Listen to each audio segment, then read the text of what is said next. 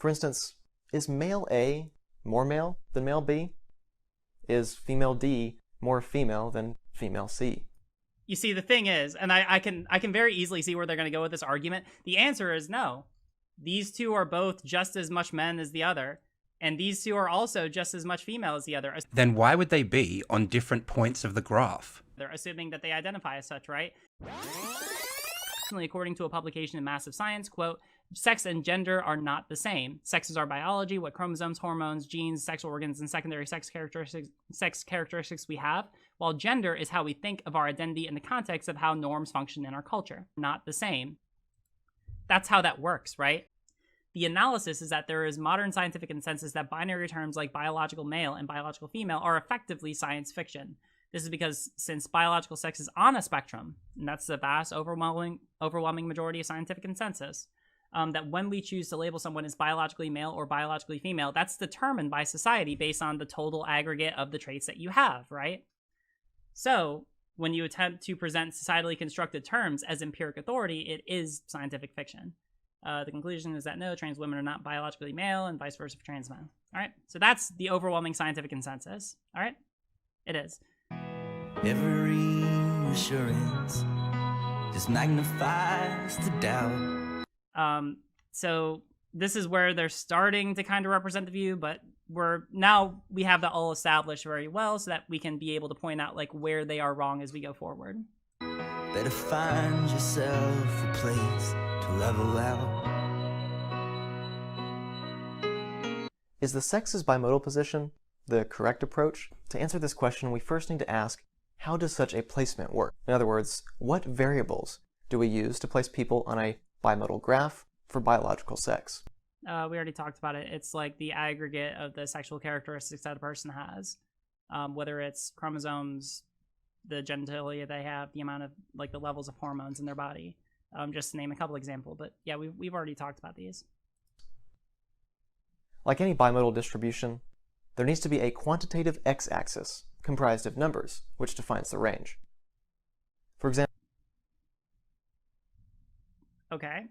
The fact that Riley was so thrown by the idea that the x-axis needs to be based on quantitative values is telling, because the values that Riley wants to put along the x-axis not only are not quantitative values, there's about 5 different apparent values that are all being measured at once. You know how you do on a graph? Whether it's chromosomes, the genitalia they have, the amount of like the levels of hormones in their body.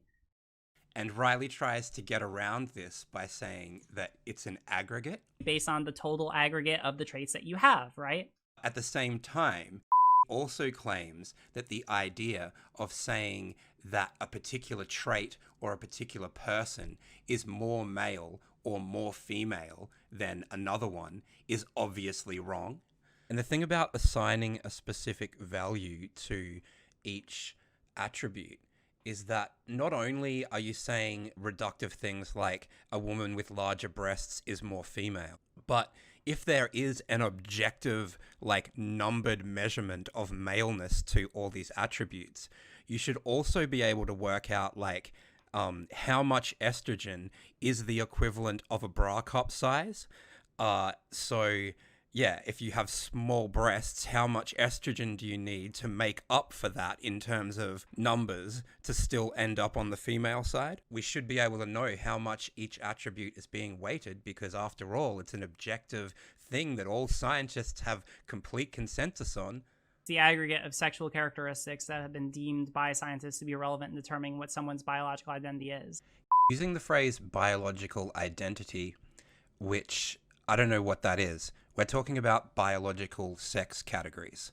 To rephrase it as a biological identity is basically to turn it back into a gender identity, to take it out of the realm of biology and to put it into the realm of society, which is the only way argument could have any coherence.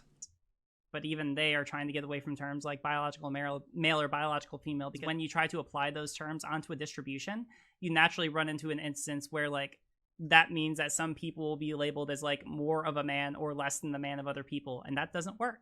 So if that doesn't work, the obvious answer is we can't get rid of the distribution. Even though we're not going to use it, we're not even going to put an x-axis on the distribution.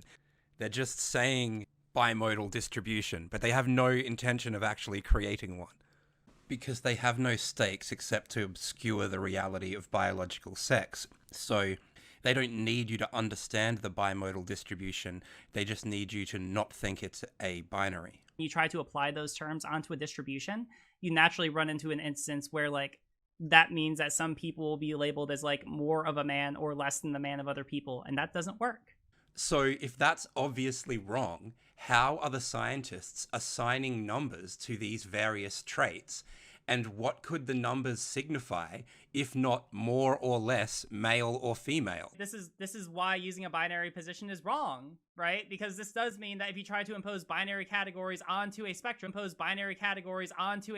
He keeps saying imposing a binary on a spectrum, which is the social construct, rather than saying imposing a binary onto sex, which is the objective biological reality, as though the spectrum exists outside of society and isn't by definition a lens that humans use to conceptualize things. No one's stumbled over a spectrum in the wild. This is the reason why when you try to impose like arbitrary categories of biological male or biological female onto a spectrum, that's dictated by society. And the idea is kind of like binaries always come from society and spectrums always exist in nature. That's dictated by society. But binaries occur all the time in nature. Take pregnancy, for example. One is either pregnant or they are not. You can't be a little bit pregnant. And in exactly the same way, you can't be a little bit male or a little less female.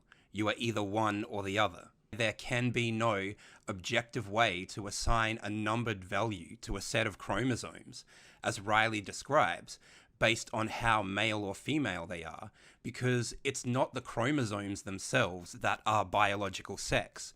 Chromosomes are simply one of the mechanisms which the human body uses to divide into either male or female. Otherwise, if you wanted to plot a spectrum, you have no choice but to decide whether an XO chromosome is more male than an XX chromosome. Otherwise, there's no quantitative value for the graph. So once Riley realizes that he's in deep trouble if he can't come up with some quantitative measurements for the x-axis of science picture, he just decides to do away with the values being measured altogether. They're literally proving the reason why a binary categorization of sex just doesn't work. But if there are no values, then sex isn't a bimodal distribution. It's nothing because we don't have a goddamn x-axis. Sex and gender are not the same. So, when you attempt to present societally constructed terms as empiric authority, it is scientific fiction. If you want to talk about the deep discomfort of the arts, dive in.